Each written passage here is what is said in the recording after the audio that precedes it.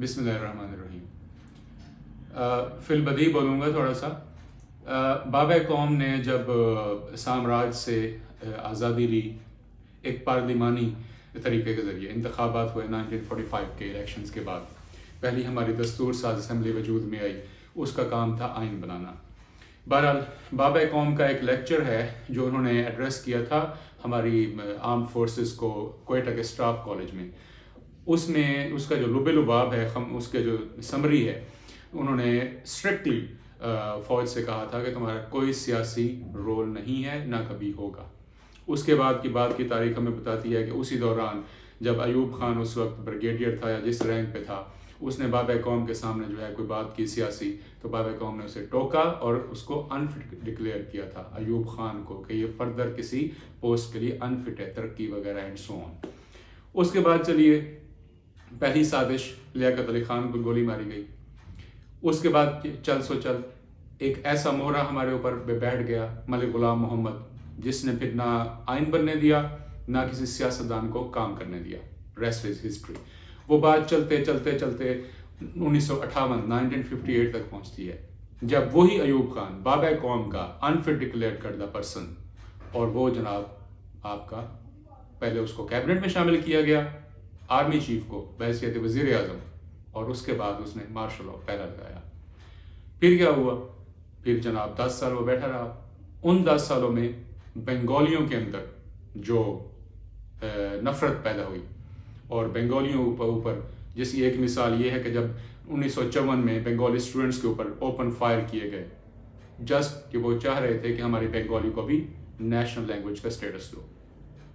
उसके बाद याहिया साहब तशरीफ़ ले आए, और याहिया खान अयूब ने जो आइन बनाया था 1962 का, जिसको घंटा घर कहते थे फैसलाबाद का, उसके तहत जब एक सदर जाता तो क्या होता? उसी असम्बली का स्पीकर बनता, कायम मकाम सदर नहीं, बट एक और माशाल्लाह पाकिस्तान ने देखा। और उस दौरान जो नफ़रत, जो लावा पक रहा था इस पाकिस्तान में, वो फटा।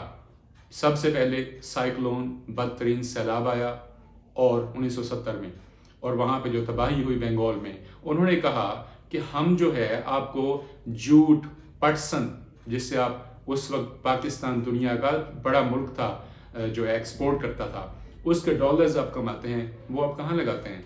हमारे ऊपर तो नहीं लगाए, हमारा तो इंफ्रास्ट्रक्चर था ही नहीं कि हम इतने, जब millions of people died in that floods devastation. फिर इलेक्शंस हुए, उन इलेक्शंस के अंदर उन्होंने बैलेट के ज़रिए, बॉक्स के ज़रिए, पर्ची के ज़रिए अपनी अवामी लीग को जितवा दिया। तो जनाब किसकी जिम्मेदारी थी पार्लियामेंट का इजलास बुलाना? उस वक्त के सदर आर्मी चीफ का, याहिया खान का, नहीं बुलाया। क्यों? क्योंकि हमारी इस्टेब्लिशमेंट को कहाँ गवारा था कि ईस्ट पाकिस्तान का बंदा 162 में से 160 सीट्स ले गया है, क्लियर कट विक्ट्री। फिर उसके बाद आपने सियासतदानों को आपस में बातचीत नहीं करने दी। आप जो आइन है, कानून है, वो हम सबको पता है, वो कहता है कि मेजॉरिटी पार्टी को आप इनवाइट करेंगे कि आएँ और अपनी हुकूमत बनाएं। नहीं किया गया। तो जनाब यहाँ पे सियासी क़यादत की कहाँ गलती है? हम वेलकम करते हैं फ़ौज का इस वक्त बयान यह है कि आपने कहा कि फरवरी से हमने फैसला किया। फरवरी से पहले तक तो पूरी तरह फ़ौज इन्वॉल्व थी, तमाम अच्छा जनाब, हमारे ऊपर अननेचुरली, गैर फितरी तौर पे इमरान खान जैसा मोहरा, उसको तीसरी कुव्वत के तौर पे किसने जो है खड़ा किया और हमारे ऊपर जो है मुसल्लत कर दिया गया। और इसके बाद जब हमारी 90,000 थी या 34,000 थी, ये कोई डिस्प्यूट वाली बात है? बात शिकस्त की है, और 34,000 फौज कौन सा कम होती है जनाब। और जब आज भी हमारे लिए बायस शर्म है कि इंडिया के जो म्यूजियम है उसके अंदर जो है उन्होंने पतलूनें आज भी लटकाई हुई हैं कि ये देखो पाकिस्तान को हमने हराया था। फिर एक ऐसा बंदा आया जिसने इस डीमोरलाइज्ड कौम को मोरलाइज किया, जुल्फकार अली भुट्टो। 90,000 थी या 34,000 थी, फौज लेके आया, इंडिया से 5,000 मुरब्बा मील का एरिया लेके आया, और एटमी सलाहियत, उसने कहा हम एटम बम बनाएंगे चाहे घास खाना पड़े।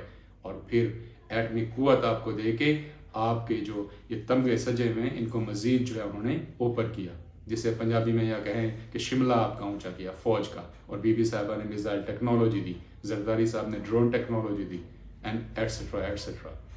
तो बात यह है کہ فوج ہماری شان ہے، فوج کے بغیر کوئی ملک نہیں رہ سکتا، ہم تو بالکل نہیں ایگزسٹ کر سکتے۔ بٹ جناب آپ کی ذمہ داری کیا ہے؟ جیسے آپ نے فرمایا کہ فوج سیاست میں اب نہیں ہوگی، پہلے تھی، فروری تک تھی، تو اور عمران خان آپ کا لاڈلا تھا۔ اگر ہوتی پیپلز پارٹی، اگر ہوتی نون لیگ، اگر ہوتی ANP، اگر ہوتی MQM، اگر ہوتا کوئی بلوچستان کا، تو ہم دیکھتے کہ آپ کیسے ٹالریٹ کرتے ہیں۔ ایک دن میں آپ نے لٹکا دینا تھا سب کو، بٹ عمران خان کو آج تک اس کو جو ہے کسی نے ٹچ نہیں کیا، اس نے کیا کچھ نہیں بکا۔ قوم کو معاشی طور پہ، قوم کو سفارتی طور پہ تباہ کرنے کے بعد آج بھی وہ دندناتا پھرتا ہے۔ ہم ویلکم کرتے ہیں کہ اور یہ ایک دن، ایک سال، ایک ماہ کی بات نہیں ہے، اس پہ ہمیں ڈیکیڈز چاہیے، دہائیاں چاہیے کہ ہمارے سیاستدان اپنے جو ہے پیروں پہ کھڑے ہوں، کیونکہ یہ سیاستدان ہیں جنہوں نے ملک چلانا ہے۔ اور آخری عرض کروں گا، آج بھی قومی سیاسی قیادت ہے جس نے ملک کو آ کے سنبھالا ہے، اور آج بھی قومی سیاسی قیادت ہے جو اس ٹرانزیشن کو کمپلیٹ کر رہے ہیں۔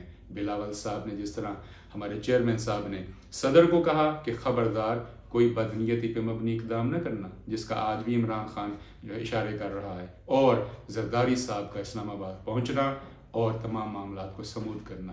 سو جناب آپ ہماری شان ہے، فوج ہماری شان ہے، جب تک کہ وہ اپنے بیرکس میں رہ کے ملک کا دفاع کرے، اور سیاستدان ہماری آن ہیں، سیاستدان ملک چلاتے ہیں۔ جی جمہور۔